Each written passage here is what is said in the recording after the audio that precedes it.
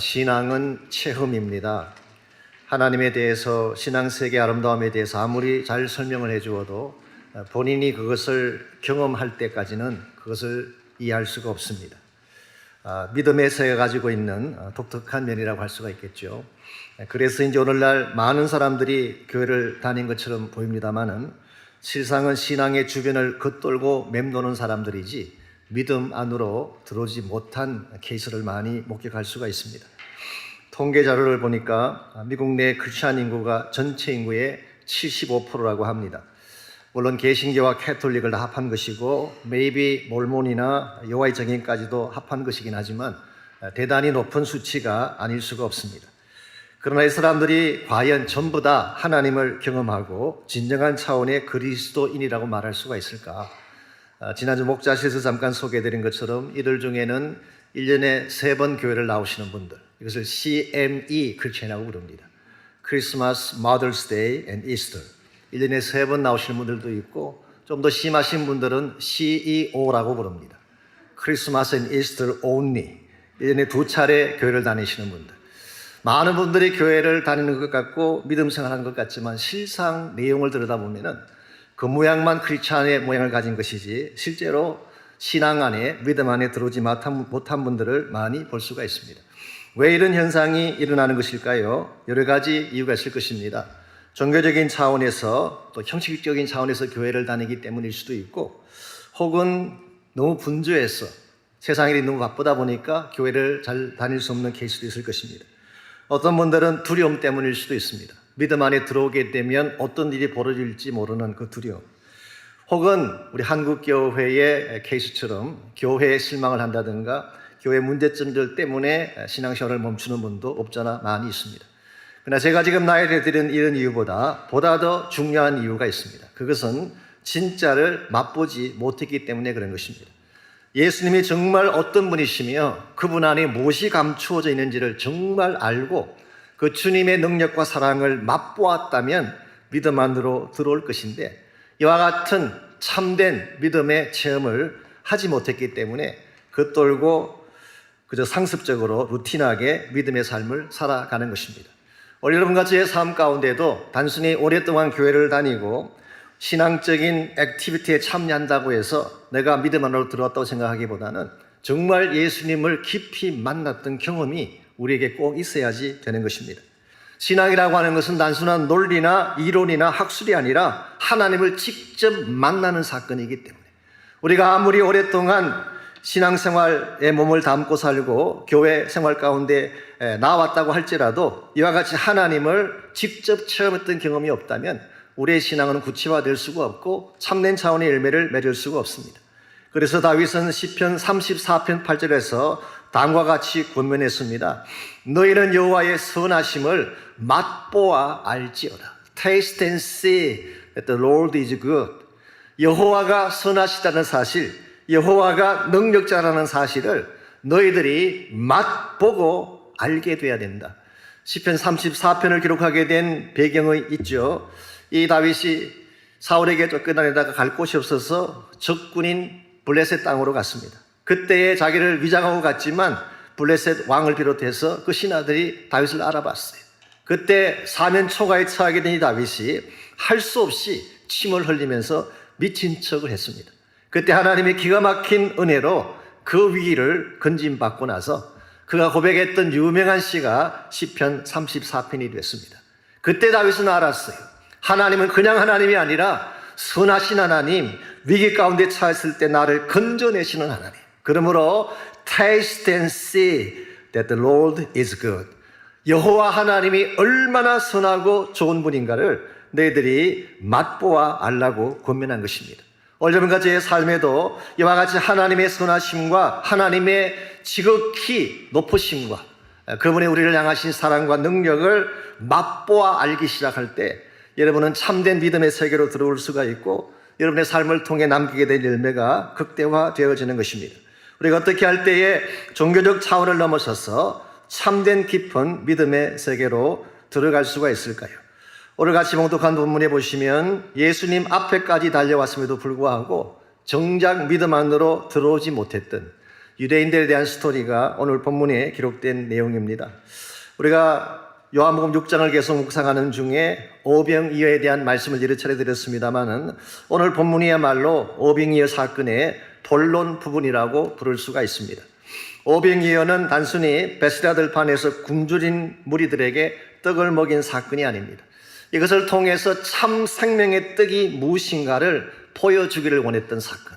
그래서 오늘 본문 51절을 보면은 예수는 다시 한번 자신을 다음과 같이 그들에게 소개를 하십니다. 나는 하늘에서 내려온 살아있는 떡이니 사람이 이 떡을 먹으면 영생하리라. 내가 줄 떡은 곧 세상의 생명을 위한 내 살이니라 하시니라. 여기서 예수님은 자신을 생명의 떡으로 소개하면서 그 떡의 특징 몇 가지를 나열하고 있습니다. 첫 번째로 나는 하늘에서 내려온 떡이다. 즉 이 생명의 떡의 오리진이 이 땅이 아니라 하늘인 사실을 밝히고 있습니다. 이 땅에서는 생명을 만들 수가 없습니다. 이 땅에는 무엇으로도 생명의 떡을 창출할 수가 없는데 하나님께서 위로부터 부어주신 것.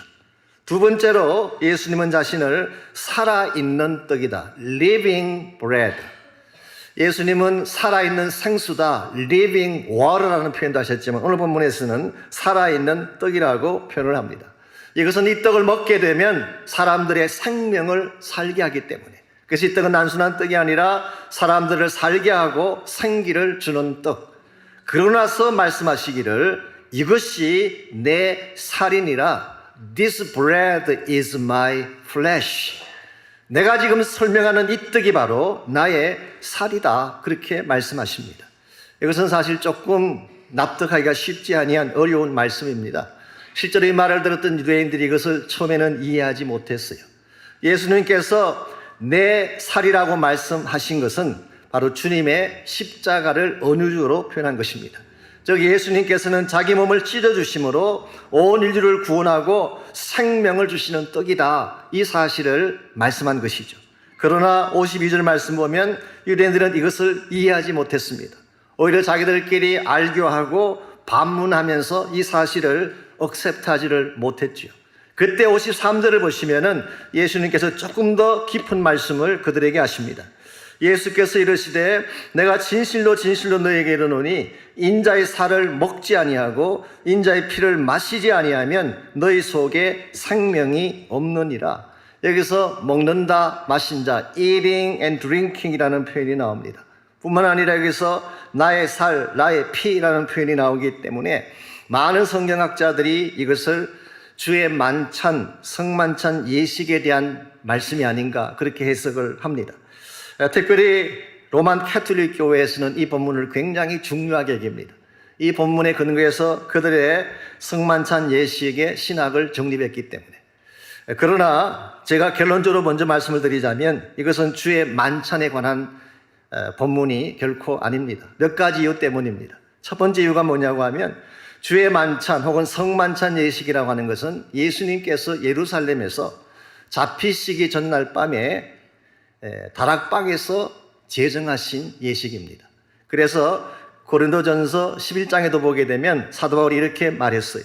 주 예수께서 잡히시던 밤에 떡을 가지사. 그러므로 이 주의 만찬, 성만찬 예식이 제정된 것은 예수님께서 잡히시던 날 밤 예루살렘에서 일어난 것입니다. 그런데 오늘 본문의 사건은 59절을 잠깐 볼까요? 이 말씀은 예수께서 가버나움 회당에서 가르치실 때에 하셨느니라.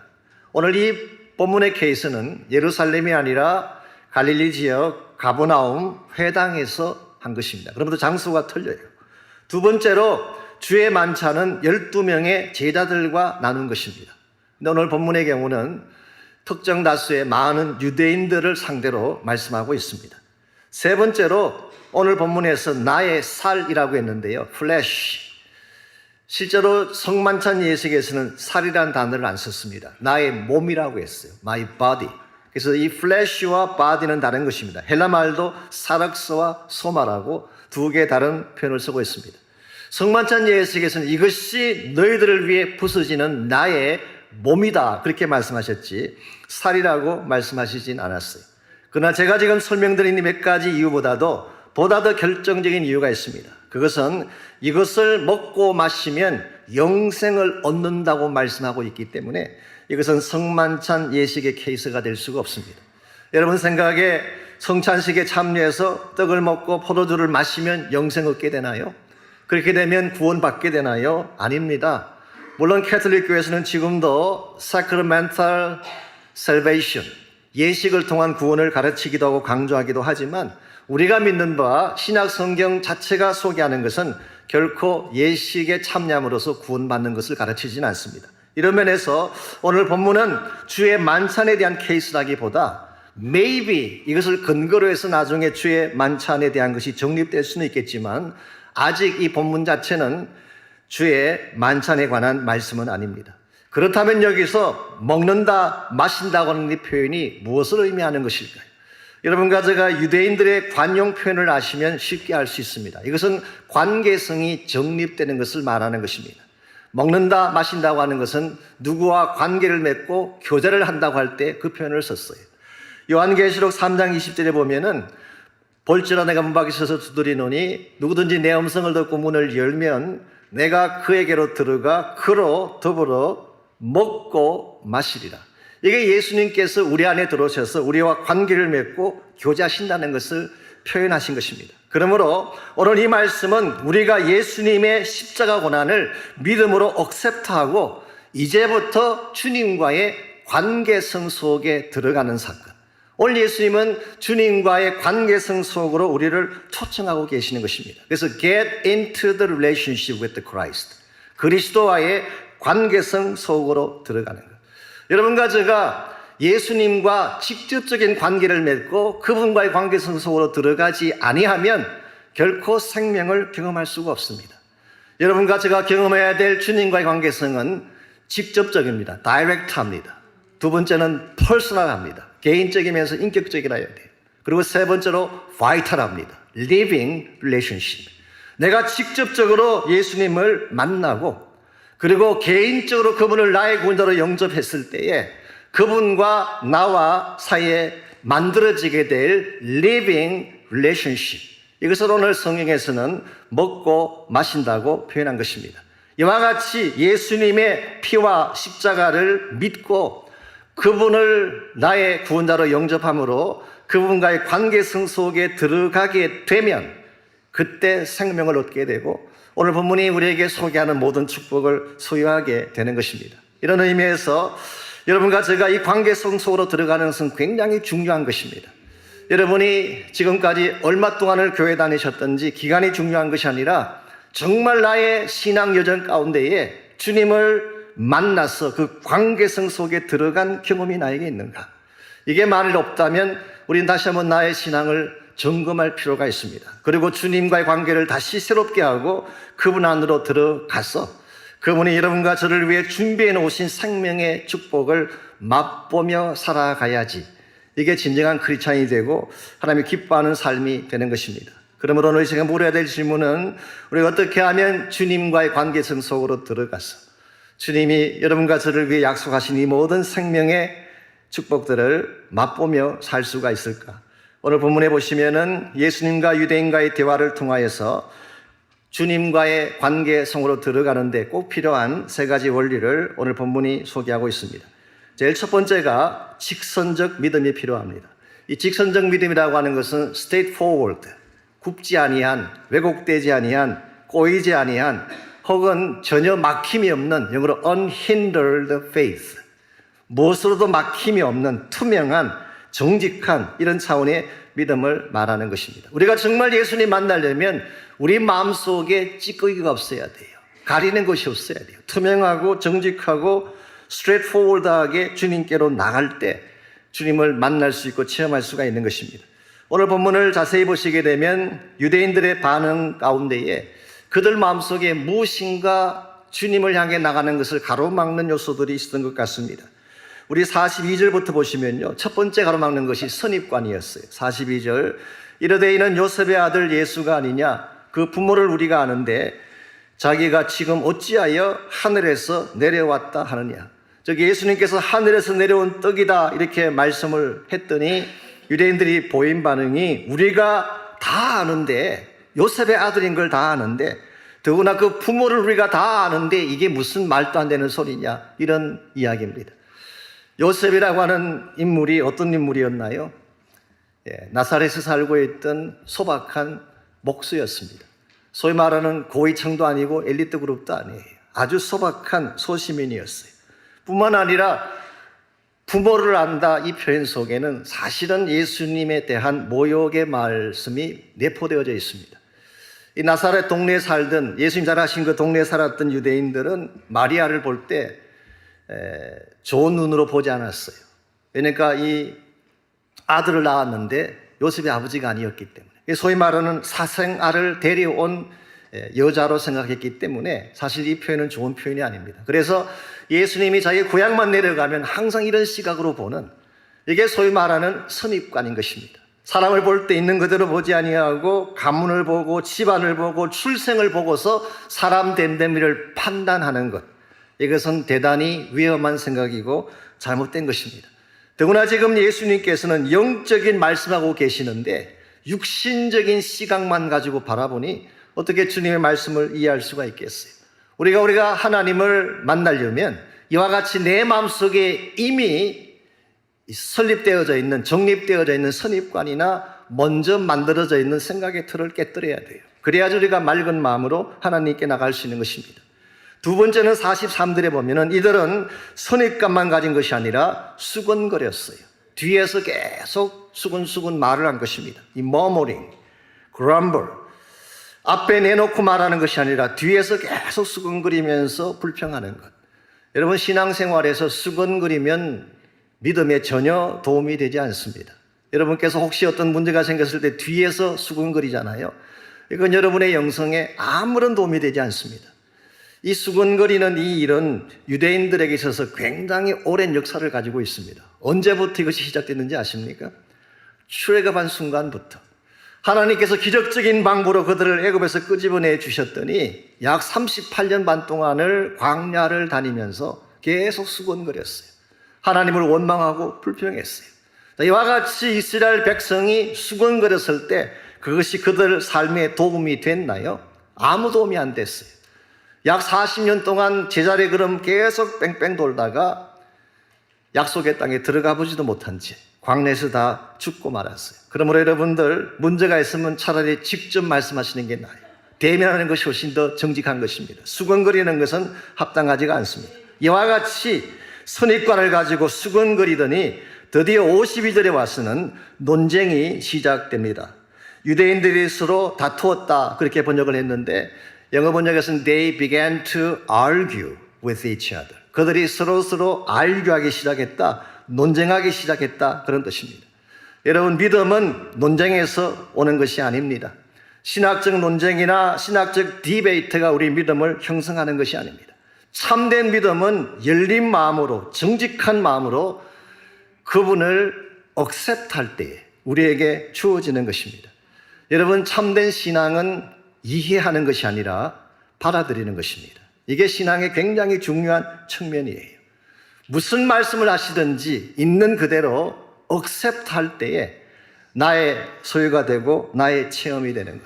이런 면에서 사실 우리가 복음을 전할 때도 돌려서 이야기하면 안 됩니다. 있는 그대로 straightforward하게 바른 것은 바르다고 이야기할 수 있어야지 사실은 복음이 바로 증거되어지고 받아들이는 분들도 바른 믿음으로 이것을 결정할 수가 있어요.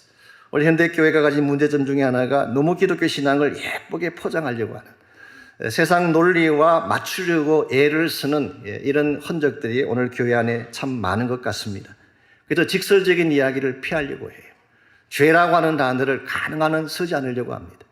여러분들도 아마 잘 못 들어보셨을 거예요. 당신 죄인이야, 그러면 여러분 기분 좋으시겠어요? 회개하라, 그러면 기분 좋으시겠어요? 죄라는 말을 직접 쓰지 않고 빙빙 돌렸어요.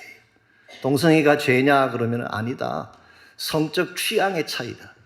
비질에 대한 이야기를 해도 그것은 오피니언의 차이지, 관점의 차이지, 뭐 그렇게 이야기합니다. 빙빙 돌렸어. 심지어 도둑질을 하는 것을 가지고 미국 사람들은 non-traditional way of shopping, 비정통적인 쇼핑 방법이지 그게 무슨 도둑질이냐. 여러분께서 이와 같이 미화시키고 돌린다고 해서 죄가 죄 아닌 것이 될까요? 그렇지 않습니다. 죄는 죄라고 하는 것이 맞아요. 잘못한 것은 잘못했다고 인정하는 것이 옳습니다. 나를 위장하고 포장하지 아니하고 있는 그대로 정직하게 나갈 때 해답도 주어질 수가 있고 길도 열려지게 되는 것입니다. 신앙은 이해하는 것이 아니라 받아들이는 것입니다. 하나님께서 말씀하셨으면 나에게 이해가 가지 아니해도 그것을 억셉트할 때에 하나님이 일하기 시작합니다. 나의 논리대로 맞지 않지만, 나의 생각에는 앞뒤가 맞는 것 같지 않지만 순종해 보시기 바랍니다. 그때 기적이 일어나고 여러분이 상상할 수 없는 능력들이 나타나기 시작하는 것입니다. 우리가 믿음 안으로 들어오려면 이와 같이 하나님의 절대성을 인정하고 내가 가진 자존심이나 내 마음속에는 의심이나 내가 지금까지 가지고 있던 경험이나 선입관을 다 내려놓고 정직한 믿음으로, 정직한 마음으로 하나님 앞에 엎드릴 때, 그때 하나님이 우리를 만나주시고 우리가 믿음 안으로 들어올 수가 있게 되는 것입니다.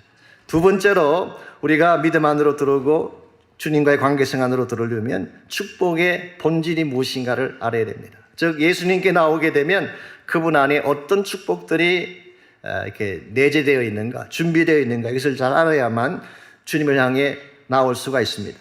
54절과 55절을 보시면은 두 가지 차원의 축복이 주님 안에 있음을 소개하고 있습니다. 즉 우리가 예수님과 관계성을 맺게 되면 우리 모두가 누리게 될 두 가지 차원의 축복. 먼저 54절에서는 미래적 차원의 축복을 소개합니다. 내 살을 먹고 내 피를 마시는 자는 영생을 가졌고 마지막 날에 내가 그를 다시 살리리라. 이것은 부활에 대한 약속입니다. 우리가 주님과의 관계성 속으로 들어오게 되면 우리가 죽지만 다시 살게 되는 축복. 우리 모두는 죽습니다. 믿는 사람이건 안 믿는 사람이건 다 죽는 건 동일해요. 그렇지만 우리는 죽었지만 주님께서 다시 영광된 모습으로 부활시켜 주세요. 이것이 여러분과 저에게 주어진 소망인 것입니다. 부활할 때 우리는 더 영광된 바디로 부활하고 이것을 성경은 구원의 완성이라고 표현하기도 합니다. 이것이 우리가 누리게 될 주님과 관계를 맺게 되면 누리게 될 미래적 차원의 축복이라면 55절에서는 현재적 차원의 축복을 소개하고 있습니다. 내 살은 참된 양식이요 내 피는 참된 음료로다. 이렇게 참된 양식, 참된 드링크에 대한 소개를 하고 있습니다. 이것은 예수님이 우리의 진정한 만족의 원인이 되고 참된 기쁨을 주시는 분이다, 그런 뜻입니다. 우리가 사는 이 세상에도 양식이 있어요. 그걸 취하게 되면 만족감도 느끼게 되고 배도 부른 그와 같은 세상적인 양식이 있습니다. 그러나 예수님께서 우리에게 주시는 생명의 떡은 우리의 죽은 영을 살게 합니다. 우리 심령을 새롭게 해서 기쁨이 충만하게 만드는 것입니다. 성령께서 우리 마음속에 생수 기쁨을 부어주게 되면 세상의 어떤 드링크로도 맛볼 수 없는 참된 만족을 누리게 되는 것입니다. 이런 면에서 여러분과 제가 정말 사모해야 될 양식과 음료는 예수 그리스도가 주시는 것입니다. 그분 안에서 그분이 나에게 주시는 말씀의 떡을 잡수시고 성령이 주시는 생기를 공급받아서 생명의 능력 가지고 살아가시기를 바랍니다. 이것이 참으로 우리를 만족하게 만들고 기쁨 가운데 살게 하는 비결이기 때문에 이런 면에서 우리가 주님 바깥에 있어서는 이와 같은 것을 누릴 수가 없어요. 주님 안으로 들어왔을 때에 비로소 이런 축복을 누리게 되는데, 마지막 세 번째로 우리가 이 주님과의 관계가 건강한 바른 관계가 되려면은 지속성을 가져야 됩니다. 즉 지속적인 관계가 돼야지 우리가 주님과의 관계를 건강하게 바르게 이루어갈 수가 있는 것입니다. 우리가 우리의 마음을 다 비우고 예수님 영접하고 그리고 그분 안에 감춰지는 모든 축복을 누리는 것도 좋지만 그것은 일회성으로 끝나는 것이 아니라 지속적으로 관계를 만들어 가야 된다, 그런 뜻입니다.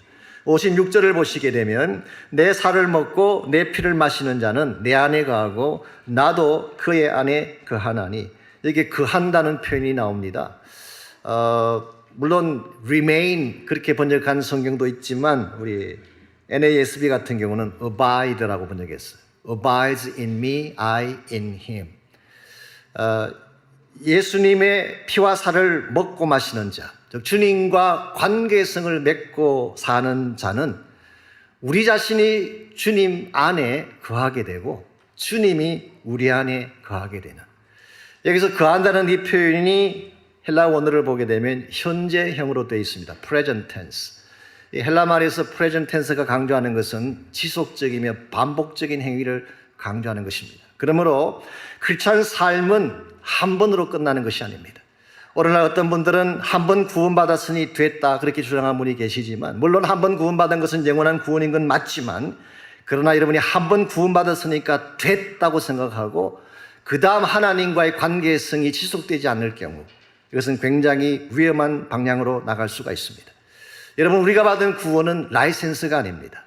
라이센스는 내가 한번 자격증 따면 그것으로 끝난 거예요. 이것은 굉장히 위험하고 건강하지 못한 신학이 아닌가 생각합니다. 성경이 제시하는 구원은 라이센스가 아니라 릴레이션십이에요. 관계성이에요. 지속적으로 주님을 만나고 교제하고 주님 안에 거하는 삶 자체가 우리가 구원받은 이후에 우리가 머물러야 될 삶의 위치인 것입니다. 요한복음 15장 5절에서 예수님이 이것을 더 극명하게 소개해 주셨어요. 나는 포도나무요 너희는 가지니 저가 내 안에 내가 저 안에 있으면 이 사람은 과실을 많이 맺나니 나를 떠나서는 너희가 아무것도 할 수 없다. 예수님이 자신을 포도나무로 우리를 가지로 말씀하신 후에 If you abide in me, 똑같은 단어를 썼어요. I in you. 너희가 내 안에 거하고 내가 너희 안에 거하면 과실을 많이 맺게 된다. 그러나 apart from me, 나를 떠나서는 you can do nothing. 아무것도 할 수 없다. 오늘 여러분과 제가 포도나무이신 예수님께 붙어 있지 않게 되면, 예수님과 지속적인 관계를 가지고 교제하지 않게 되면 여러분 삶이 생기를 잃게 됩니다. 왜냐하니까 포도나무로부터 진액을 공급받을 수 없기 때문에, 영양분을 공급받을 수 없기 때문에 결국은 가지가 말라지고 비틀어지고 열매를 맺지 못하는 인생으로 우리 인생이 전락하게 되는 것입니다. 그래서 살았지만 살았다고 말할 수 없는, 그야말로 비실비실되는 시시한 크리스찬 삶으로 전락할 수 있는, 이런 면에서 우리가 정말 주님과의 바른 관계를 맺었다면 그 관계가 지속되게 해야 되고, 매일마다 주님을 만나고 주님과 교제하고 할 수만 있다면 그분 안으로 더 깊이 들어가서 그분의 사랑, 그분의 은혜, 그분의 능력을 경험해야 합니다. 오늘 하나님은 여러분과 저를 위해서 우리 인생에 필요한 모든 것을 다 준비하시고 우리를 초청하고 계십니다. 우리가 믿음으로 응답하고 주님 바깥에 있는 것이 아니라 주님 안으로 들어오기만 하면 여러분이 소원하고 기뻐하는 모든 복들을 누릴 수가 있고 하나님의 영광 가운데 거할 수가 있습니다. 사랑하는 성도 여러분, 하나님은 여러분과 저를 사랑하십니다. 최선의 축복을 안겨주기를 원하세요.